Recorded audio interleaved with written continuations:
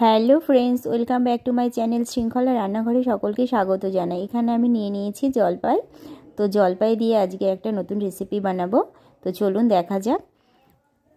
এখানে আমি জলপাইটাকে ভালো করে এই যে সমস্ত জলপাইগুলো আমি এখানে সেদ্ধ বসিয়ে দিয়েছি।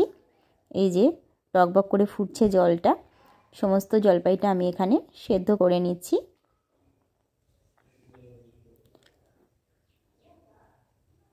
জলপাইটা ভালো করে সেদ্ধ করে নিয়ে আজকের একটা নতুন রেসিপি তৈরি করব। এই যে জলপাইটা আমার সেদ্ধ হয়ে গেছে।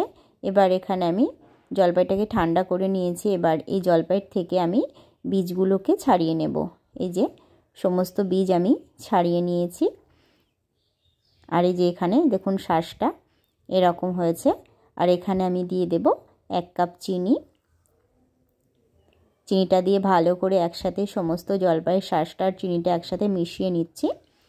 এবার এই শাঁসটা ভালো করে মিক্সিতে দিয়ে পেস্ট করে নিলাম। আর এখানে নিয়ে নিয়েছি একটা ছাঁকনি। এই ছাঁকনি দিয়ে ভালো করে শাঁসটাকে ছেঁকে নিলাম। এই যে এরকম স্মুথ একটা ব্যাটার হয়েছে।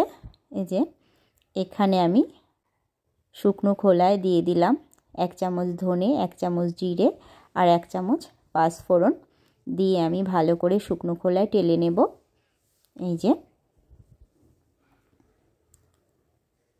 শুকনো খোলায় ভালো করে আমি টেলে নিচ্ছি। আর এখানে দিয়ে দিলাম 2 চামচ মতো চিলি ফ্লেক্স দিয়ে আমি ভালো করে আবার একটু টেলে নেব। দিয়ে আমি মিক্সিতে দিয়ে এই যে এইভাবে করে আমি একটা মশলা রেডি করে নিলাম। আর এখানে আমি গ্যাসে কড়াই বসিয়ে দিয়ে দিয়েছি পরিমাণ মতো সর্ষের তেল। আর এর মধ্যে আমি এই যে আগে থেকে স্মুথ যে ব্যাটারটা তৈরি করে রেখেছিলাম জলপাইয়ের, সেটা আমি এর মধ্যে ঢেলে দিয়েছি। দিয়ে ভালো করে আমি একসাথে এই যে এরকম করে তেলের সাথে মিশিয়ে নিচ্ছি। আর এখানে দিয়ে দেব 1 চামচ বিট নুন আর 1/2 চামচ রেগুলার ইউজ করা নুন দিয়ে আমি ভালো করে এই যে এইভাবে করে মিশিয়ে নিচ্ছি। এইভাবে করে আমি জলটা শুকিয়ে নেব। এই যে আমার অনেকটাই শুকিয়ে এসছে, এই দেখুন।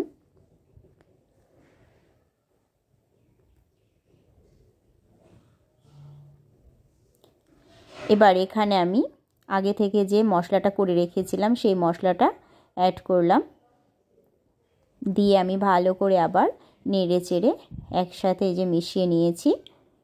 আর একটু আমি জলটা শুকিয়ে নেব। এই যে এটা আমার রেডি হয়ে গেছে। আর এখানে আমি একটা প্লেটের মধ্যে অয়েল ব্রাশ করে নিয়েছি। আর এই মিশ্রণটা এর মধ্যে ঢেলে দিলাম। দিয়ে আমি ভালো করে ছড়িয়ে সুন্দর করে এই যে এরকমভাবে বসিয়ে নিয়েছি। পুরো প্লেটের মধ্যে ভালো করে বসিয়ে নিয়েছি। এইভাবে করে আমি এই যে চামচ দিয়ে ভালো করে চারিদিকটা সমান করে নিচ্ছি।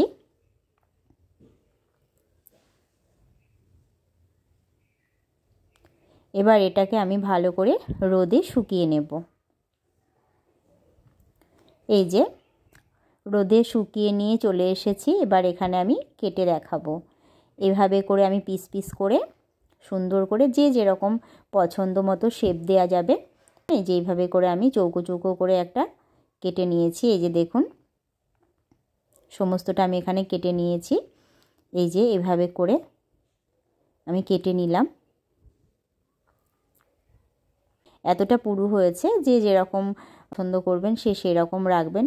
এই যে দেখুন এটা কিন্তু অনেক দিন স্টোর করে রাখা যায়।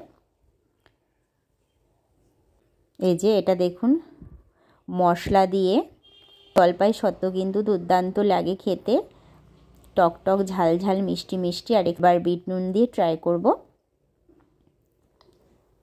দারুণ হয়েছে খেতে।